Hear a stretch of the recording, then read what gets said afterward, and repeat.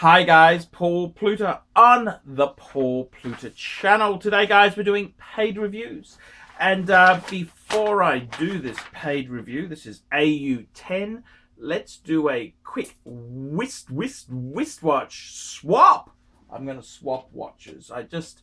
I love my Rolly, but I wanted to put on my Patek Philippe. I wanted to put this beautiful lady on my wrist there, so we'll just swap these over. So there we go. Wristwatch check. I'm wearing the Patek 5127. So today, guys, I'm doing a paid review. This is for Francis. He has commissioned this review here. Francis says, "Hi Arch. Though you are clearly a fan of Patek Philippe and Rolex steel sports watches, you also seem to have a lot of respect for Lange and Sohne and F. Pigeon. However, I'm not aware of any videos that you've posted that go into detail on which models you particularly like and or dislike. Therefore, I'm sending you $100 via PayPal for you to cover the topics, both if reasonable or just F. Pigeon." So I'm going to go one better. We're going to split this. We'll split this into two, AU10A and AU10B. So A will look at Lange and B will look at F. Pigeon. So today let's have a bit of a talk about Lange and Sohne. Okie dokie. And the interesting thing is, I'm just leaning over to get a catalogue. I've often bitched about the fact that Patek Philippe has always given me every book, every manual they've given me. I've got, well, wouldn't say hundreds, but I've got a shelf full of Patek books. I made a video complaining about the fact that when I was in Hong Kong, they gave me the really stingy manual, and guess what arrived for me? I returned from the fitness farm, and this beautiful catalogue had arrived, which was from a Lange and Sohne, and it's pronounced Sohne. It's got the omelettes on the O to give it a ooh something like that.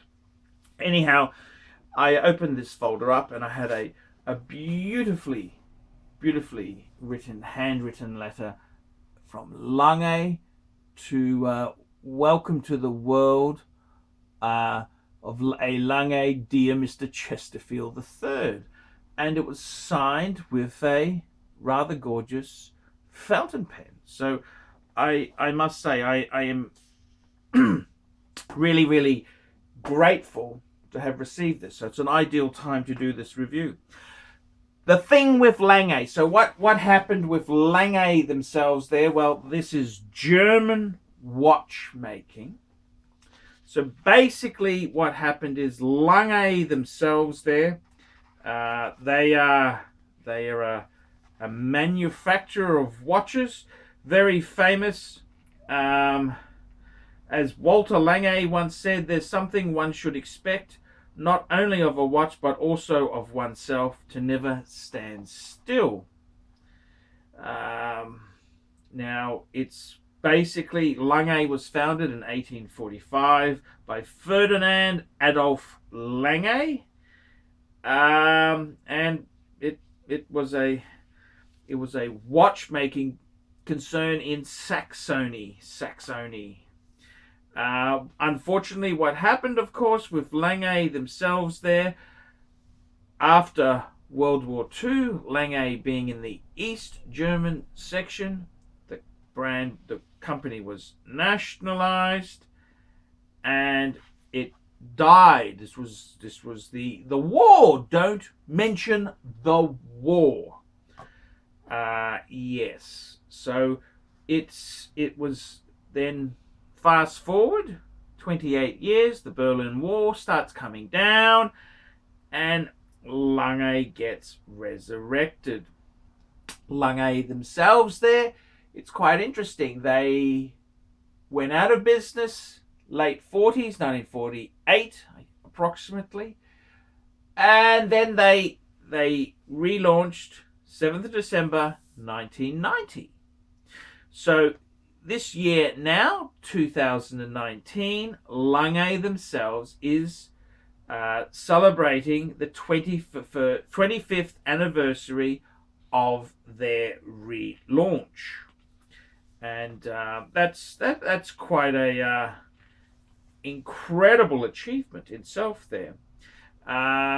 Together with this celebration, there's two iconic models which also share two anniversaries.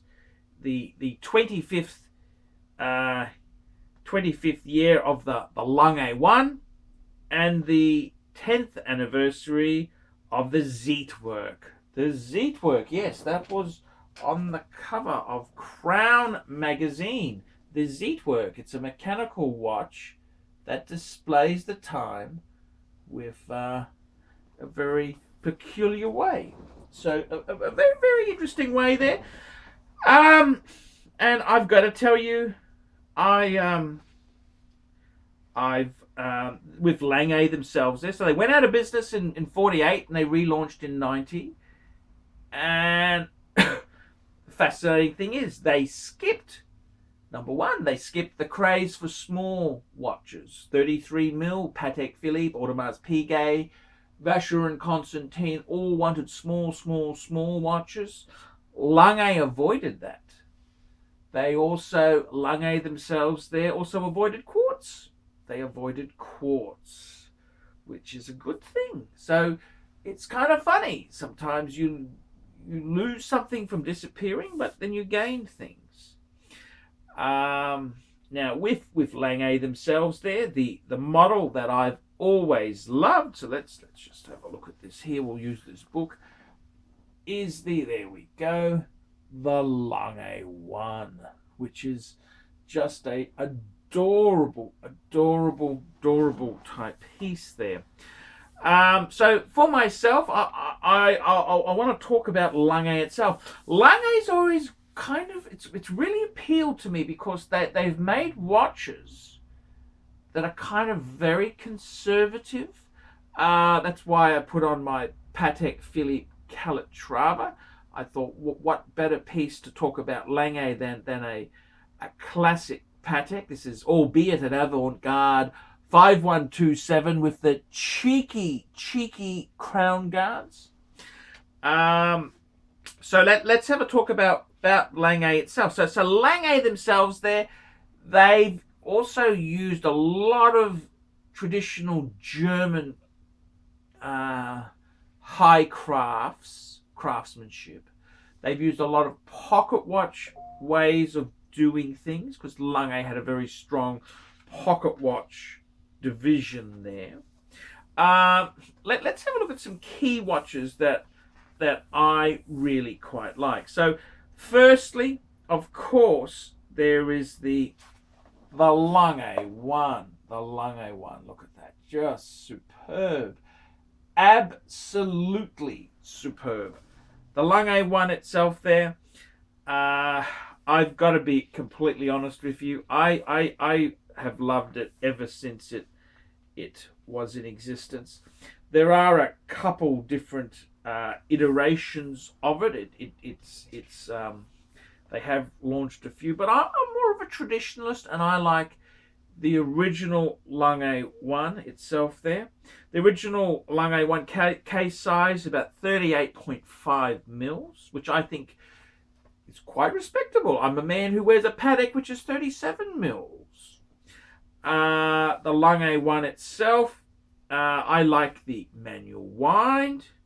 I like the watch. Indeed, in any of the precious metals is fine. So I think that the traditional Lange 1 is absolutely gorgeous.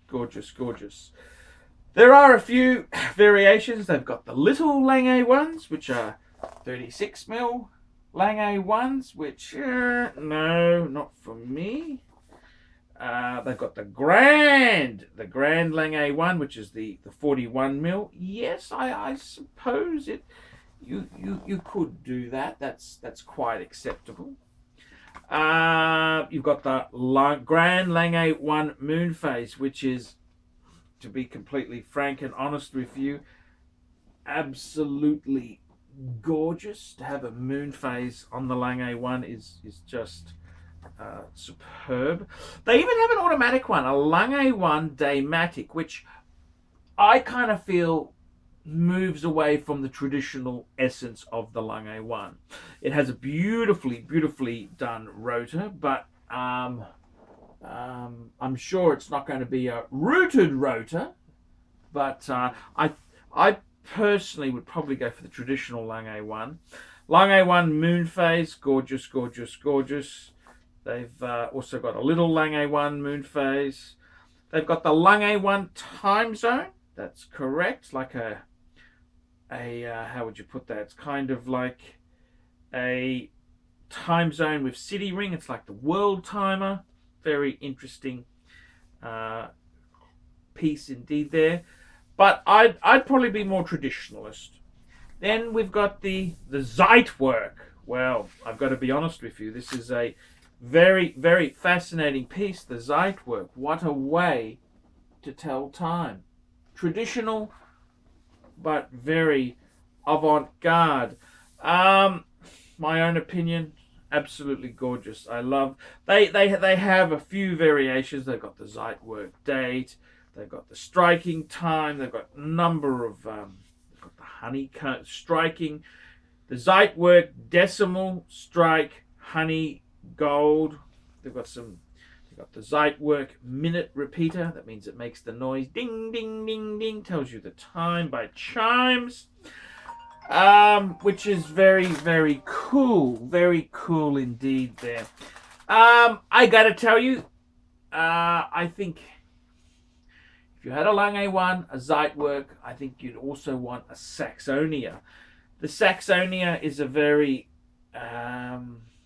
cool looking Lange. Very cool. I think more of a traditional. They have some very traditional. It's kind of like the Patrimony to Vacheron. It's very classic. A range of sizes. They're coming in 35mm, so that's kind of a bit small. That's the Saxonia.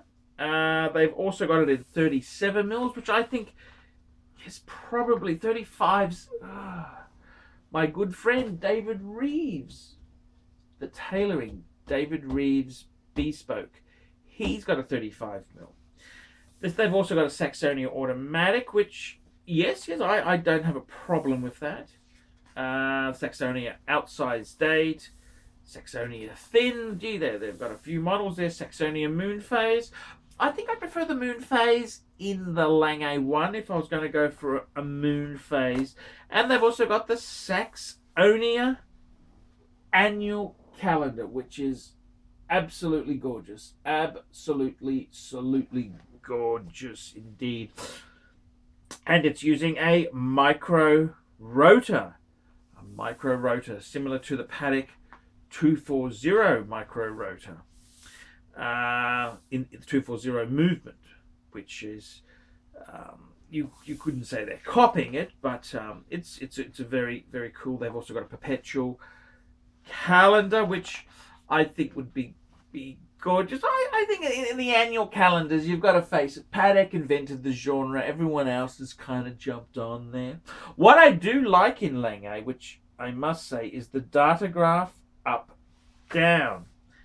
Absolutely gorgeous. This here is a beautifully made manual wind chronograph indeed. So I mean, just equally in par with, say, a Patek 5170. They've got a few versions there. The up down Lumen. They've got the Datograph Perpetual. My God. Datograph Perpetual Tourbillon, a number of very cool pieces. One piece in the Saxonia range which I'm quite fascinated is the Lange 31. 31. What does 31 stand for? 31 day power reserve. Fuck. 31 day uses a twin mainspring barrel, constant force escapement, key operated winding works, twin mainspring barrel, constant force escapement.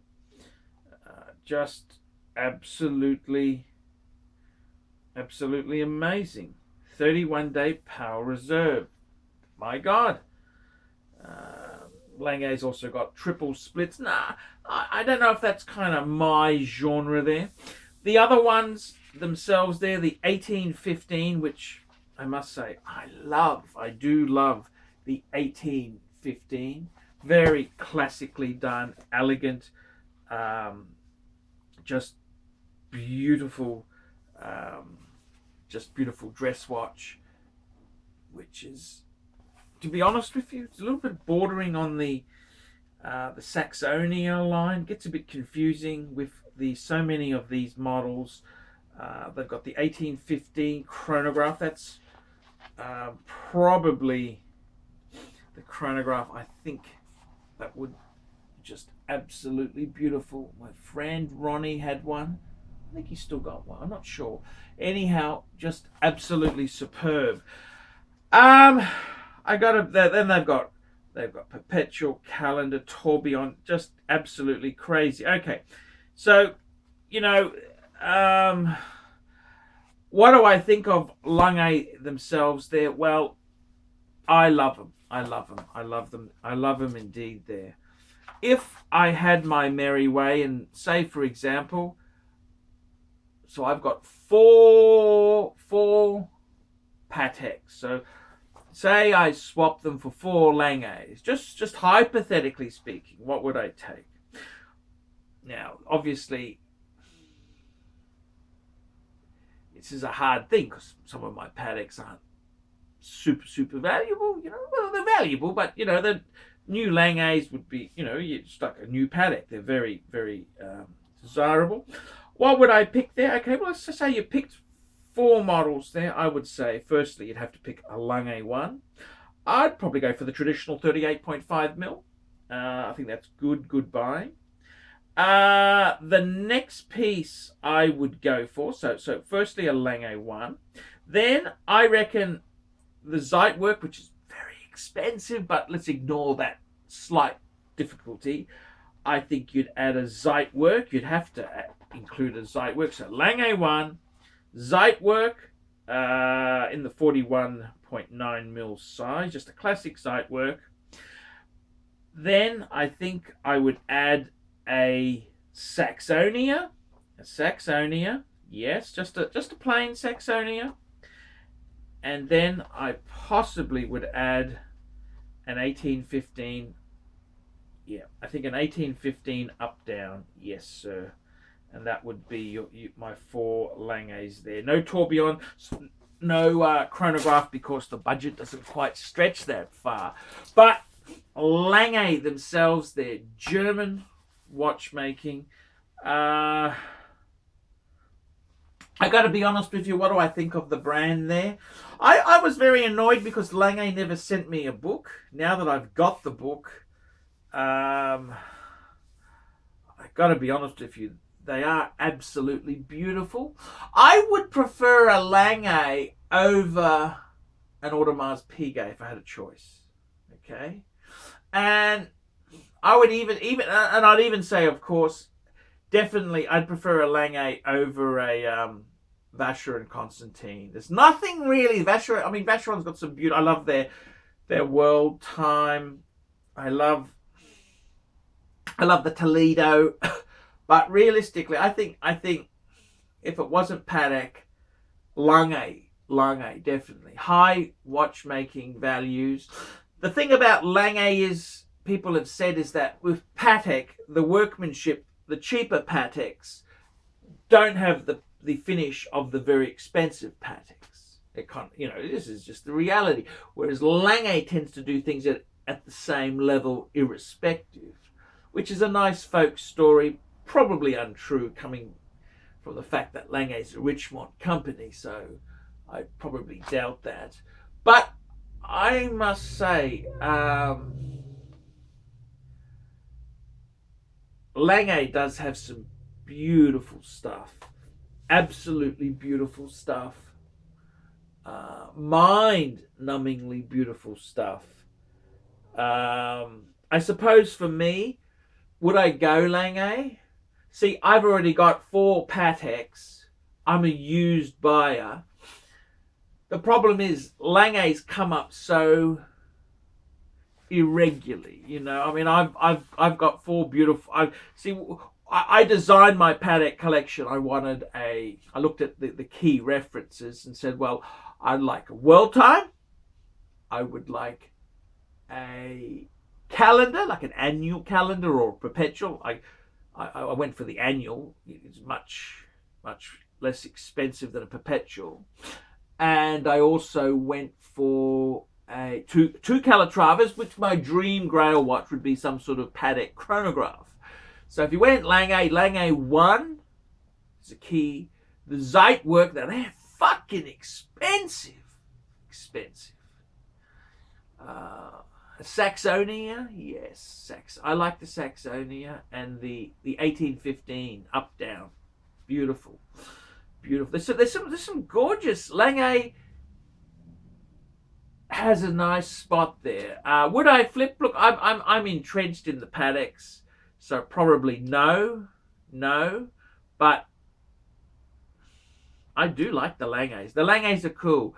You can't deny that. They are very, very cool. So there you go, guys. That's a bit of a tour. Thank you, Lange, for supplying the book. I will cherish this book for many, many years to come. Believe you me, that's it's a lovely book. It's so much better than the garbage one they sent that I got from Hong Kong. Probably not as good a book as Patek. Patek kind of has the Encyclopedia Britannica type book, which is fucking cool. But I've got to tell you, I think my own opinion. See, I'm not a Richard Millet type lover. I'm very conservative. I like classical music. I like missionary porn, for example. I'm not really into these new fangled things. I'm very, very much missionary type position sort of guy. And I got to tell you the truth there. I think Lange, if it wasn't Patek, you'd go Lange. Lange makes some very cool stuff. And there's stuff from that new 25-year period from 1990, which is filtering through at a great price saving. So I think it's definitely got legs indeed. It's definitely got legs. Yes, indeed there. So I think that certainly is the way to go there. 25 years, so the Lange, that was launched. Sorry, I just did the maths in my head there. 25 years of the Lange 1. Okay, so the other Lange, they were a little bit ugly. After a wait of more than a dream came true.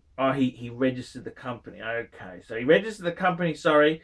Registered the company in 1990, and then the Lange, because that didn't add up. I'm just thinking, hey, if it's 25 years, it came out in 94, 25th anniversary. Okay, fair enough.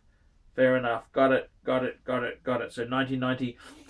It's not when the Lange 1 came out. 1990 was when they regrouped, and then they retooled, and then they released the Lange 1, because that was one of the first series of the new watches in So that came out in 94. Okay.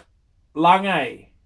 If it wasn't Paddock, Lange is cool. See you later, guys. Like, subscribe, tell your friends, and put a few comments down below.